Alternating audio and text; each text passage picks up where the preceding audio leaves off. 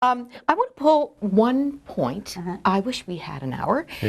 You wrote these books a decade apart almost. Pam, I think yours was the first. Mine was first, 10 Best Decisions a Woman Can Make. Because women always go first. Right? Ladies first, that's right. And then Bill. Now, did you recommend points to each other for these decisions? Well, actually, it was definitely a give and take kind of thing. Because I was working with women, a director of women's ministry, when I wrote mine. And so I was deep in the trenches every day with women. And I saw key decisions that they would make would help. And then after 10 Best Decisions came out and Bill was writing his book, there were some issues that were presenting about, making marriages work, making families work. And that's when he added some things that now the girls really like too. For example, the pace of life. But these are very different books. They are. They're different decisions. Because men and women, they go at life very differently. And to just give a real quick example, like for men, the biggest issue for men is if we can direct our passions in life, we create a lot of good in the world. If we don't direct our passions well, they will still fire off and they will create damage. So the biggest issue for men is we've got to get our passions focused. You tell a man not to be passionate, you kill him. Yeah. If you tell him to take those passions and direct them in a worthwhile way, that man will do a lot of good in the world. If not, he will create damage in the world. So men have to harness their passions. And my impression of women's biggest struggle... The converse then is learning not to control. Because women are designed to make life better. Yeah. And but the problem with took that... over there, exactly. Yeah. It's Eve's fault. We'll talk to her. And the problem is everything in life can be made better. So it can become tyranny in your life. And then it goes from making things better to controlling. We emasculate the man by showing him how to do it and then better. men give up. Like, well, I can't please her. It's never going to be enough. No matter what I do, she's going to complain, so never mind. And then it ruins relationships. Like the first 4 chapters in 10 Best Decisions a Woman Can Make are piece-by-piece decisions about how God killed the control freak in me. It's like, because I grew up in a home that was out of control. My dad was an alcoholic. And a lot of women have woundedness from various, baggage of their past. And so it's good that we learn how to piece by piece give our lives back to God in some key strategic decisions. Let me pick 2 of those decisions because they're intriguing and they connect to the oxytocin. Pam, you tell women, be God's envelope of hope. Right. I think that there's all kinds of envelopes out there.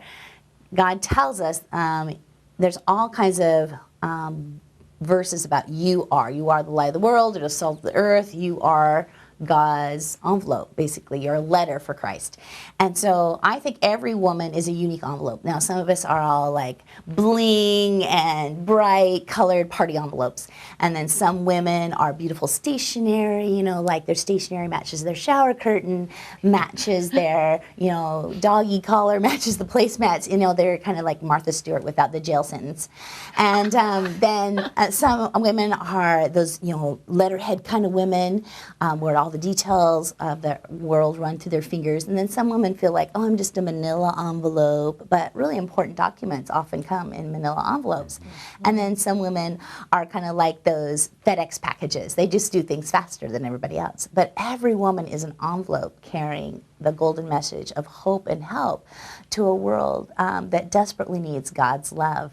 And, that whole picture of envelopes, it's interesting. It actually happened God placed that picture in my mind in the makeup room at 100 Huntley Street. So yes, you helped. So exciting. And Bill, you're going to take us to cars, but I love that you tell men to share their life lessons. Yes. Well, where do they get to do that? Where do men talk if they're not in a church small group? Well, see, men you don't ladies, do that. You ladies think that for you ladies, like conversation is recreational for you. Absolutely. It's not for guys. So the way guys talk is we talk side by side. So, and I'll give you an example. A friend of mine named Harold. Harold by profession is a plumber, and he has this gift that if I ever put guys working alongside of Harold will start conversations with them about the most important things in life. It's like discipleship with pipes. But if I sat him down in a small group or told him to meet around a coffee cup, he would go, and nothing would happen. Because guys talk side by side. They get involved doing things that they all enjoy. and they start talking. So that's why guys golf.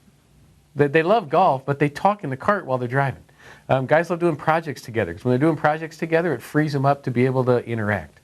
And so they talk as they go. Hunting. Yeah. And when guys make it deliberate, if guys say, you know what, when we're out there, I'm going to think ahead of time about what I'm going to talk about, it increases their effectiveness. And I understood this principle, and raising boys, I started doing father-son trips. And early on the father-son trip process, Pam would say, so what curriculum are you going to do while you're gone? I'm like, Pam. I know. What's your program? What's the schedule for who's going to do? I'm going, Pam. Nice try, Where's your Pam. handout? Because the way guys operate is when we get them out there, sit them on a rock fishing, they start talking. And if you force it, they freeze up and nothing gets done. Especially if you push them to the edge of themselves. You know, Bill loves to take our guys and do things like rappelling or kayaking or jet skiing, things that might push them out of their comfort zone, Right. because then they'll cry out to God. Well, because guys are strong and guys are self-sufficient, so we will rely on our abilities as long as we can.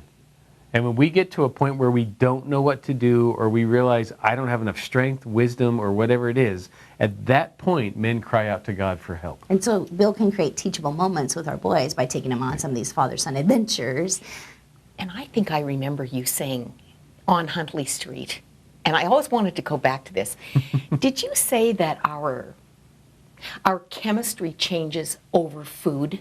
Oh, yeah. I mean, this applies to all of us. Get them to table. Get a meal happening. Right, because when men eat, the part of their brain that makes them happier gets stimulated. So literally, men are more content, they're happier with themselves, happier with life, and happier with their relationships right after they've eaten. And you ladies, when you eat, the part of your brain that sharpens your eyesight gets stimulated. Over food? Over food. So you become more aware of your environment, and it's easy for you to enter conversation. So when men and women share a meal together, men are more content, so they're better listeners. Women are better conversationalists because they're more aware of what's going on around them. It's also a great study to know about. You know, if I borrow Bill's car and I wreck it, now I know feed him his favorite meal first, then tell him about the car. Goes better. Time in the kitchen still matters. Exactly. Oh, I wish we had more time. I am talking to you here at Breakforth, and I see from the program that you are talking to those gathered here about busyness, about couples and your pace. Right. You are a marvel to me because you're the most relaxed couple I've ever sat down with, I think. And you always have a new book. And I just don't know how you do it. But It's there's so much because- pressure on you because you're like the marriage icons. Oh, you're But so it's sweet. because we're running at our pace. Right. Like I learned this from a bicycle rider who said, the reason why your bike has gears on it is because there's a pace at which you can go all day long. And if you go at that pace, you can go all day. If you go faster than that pace, you get fatigued. And he said, if you go slower than that pace, you get fatigued. So the key is to find your pace because you can do that all day long. And we've been at our pace for a long time. And our pace is faster than a lot of people, not as fast as some. But when we are on our pace, we can go all day long. Right. And so in my book, I thought, okay, how can I get guys to grasp this? I thought, okay, let's use vehicles because guys like cars. So some guys are like muscle cars. They just want to go fast and want to get there. Straight. And they love pushing the gas and just go and go, go, go, go, go. Other people are like sports cars. They're always going twists and turns of life, always looking for new opportunities. And they go fast, but for them, it's what's around the next turn. That would be me. Right, so they're a little unpredictable because they're always shooting off to new opportunities, but they open up new opportunities for us. Some people are like a semi. Takes them a long time to get up to speed. Once they get up to speed, they can travel at that speed for long periods Solid. of time, and they carry lots of responsibility. Yeah. The struggle for them is when they have to change direction. Because it takes them a while to big. slow down, need a big area to turn around in, need time to get back up to speed. Once they get back up to speed in a new direction, they're fine. But you don't want to make fast changes with them because then things twist and turn and get really Scary. get ugly in a hurry. Good jackknife. Ooh. Some people are like mail trucks. They make frequent stops because they're checking in with each person, giving each person what they need. And that would be Bill. Bill is like a mail truck, so his pace is a little slower than mine because he's busy making sure everybody has what they need. But he's kind of like a FedEx or a UPS, a move little quick in between faster. people. Yeah, mail truck. And the mail trucks help the individuals and organizations operate better. And then some people are like tractors.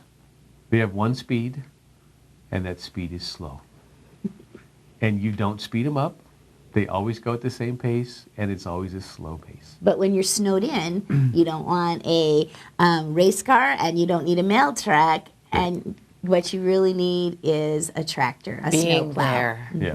And we all eat because tractors do their work. So really important work gets done by tractors, but we always think they need to move faster. And we need to recognize the value of them like we do every other pace. And so the key is when you find your pace, you don't get fatigued. If you're faster or slower than your pace, you're going to feel the fatigue of life. And I learned this weekend that women can be cars and tractors too. That's right. So helpful. And I want to thank you for, do you know how many books you've written, guys? It'll be, I think, 38. We have 10 best decisions a graduate can make coming out in this very soon. It really is phenomenal. But I really thought today, one of the very best things you've done for us is help us through very thorough exercises and chapters to know ourselves. That's the starting place. And it's just been so helpful. Bill, I'm going to quote you in closing. Actually, it's not you. It's Wayne Gretzky. Oh, You hey. Hey, we're here in Edmonton. We got to be quoting Might as well. Wayne Gretzky. And he said, procrastination is one of the most common and deadliest of diseases, and its toll on success and happiness is heavy. So, I mean, you've given us all this motivation. We need to do what we can. That's right. And I know you would say, it starts with the little things. Yeah, just do what's obvious. Today, there are going to be some obvious things you can do that you know will help. If you do the obvious, the next obvious thing becomes clear. Exactly. And in all of our 10 Best Decisions books, we tell people just do the next healthy decision, whether that is just getting up and getting dressed or making your bed or going for a walk. Start with what you know is healthy, and God will lead you to the next healthy step, step by step. Thank you, folks. Thanks for all the good steps. Moira. Thank you. Keep it simple.